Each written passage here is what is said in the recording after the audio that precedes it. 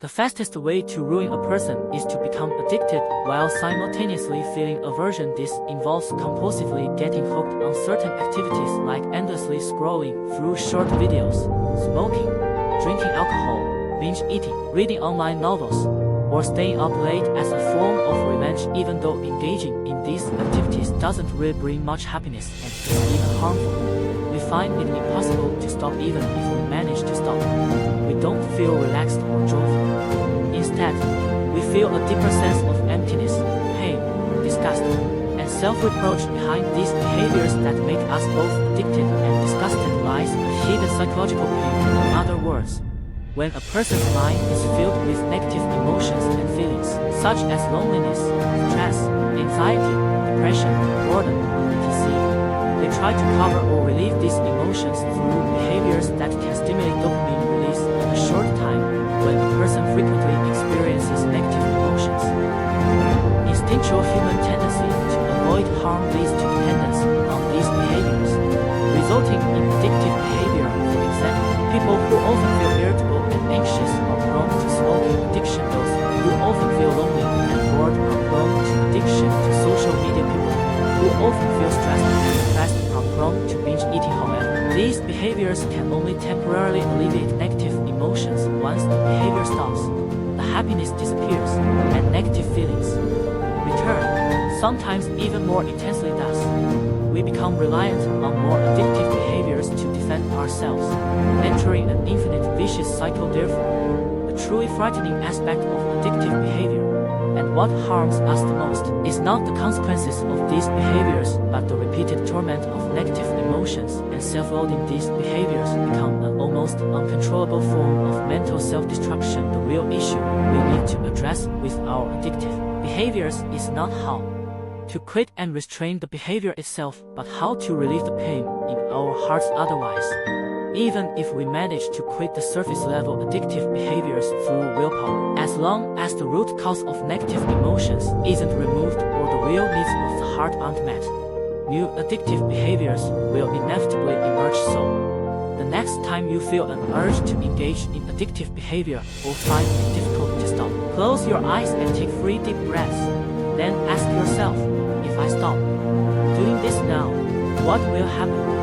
This step acts as a speed bump for impulsive desires, and then you can use rationality to address the real issue. Once the desire is controlled and calmed, feel your true emotions and inner desires at that moment, and then ask yourself, why do I crave dopamine so much right now? This step is about finding the root of the problem, seeing your real emotional issues and inner needs. Only by confronting the core issue can we find the right solution. Firstly, if your addictive behavior is due to negative emotions, you can choose more positive ways to replace the addictive behavior. You can establish an emotional buffer zone for yourself according to your situation. When facing negative emotions, the correct approach is not to restrain or suppress them, nor to cover them with pleasure, but to completely ignore them and shift your attention away from negative emotions. Once you stop actively paying attention to and feeling negative emotions, they will gradually recede like waves. Therefore, it is very important to develop hobbies that bring positive feelings. Even if you don't like exercise or fitness, you can choose to go shopping, clean the house, or pet animals. In short, engage in activities that don't focus on the negative emotions themselves. Among many hobbies, I highly recommend going outdoors to connect with nature as much as possible. Hiking, fishing, or camping. Even spending half an hour walking in the park or riding a bike in the wind. Try to leave environments that easily lead to addictive behaviors and find healing energy in places without ceiling. Secondly, if your addictive behavior stems from emptiness or boredom and you're just looking for something to fill the time void, you can choose activities that bring self-growth and positive impact, or healthier ways to rest. For example, unfollow all fragmented content on social media that stimulates dopamine and only follow quality information sources that enhance cognition, broaden horizons, and content related to travel or lifestyle that brings calm and joy. Make scrolling on your phone a positive influence rather than a meaningless waste. You can also replace scrolling on your phone before bed with reading a few pages of a book,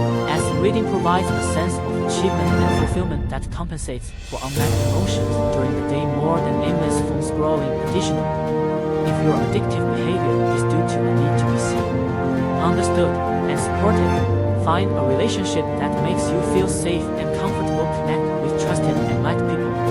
Have conversations, share meals, and cultivate high-quality interpersonal relationships that nourish us. Emotional flow between people, love, and care can greatly fill our inner loneliness and helplessness, making us feel securely calm rather than letting ourselves fall because of mental emptiness. In conclusion, whether through more positive and healthy hobbies, beneficial recreational activities, or warm interpersonal relationships, we can break out of the vicious cycle of compulsive addiction and self-loathing. Quitting addictive behavior doesn't require constant vigilance and restraint. What we need to do first is to love ourselves, clearly see our pain and trauma, bravely face our emotions and needs, and then find a better place for them to rest, relieving the inner pain. Finally, if all the above cannot help you escape pain and control addiction, remember this: facing life, what matters is not healing but living with regrets and bravely coexisting with pain.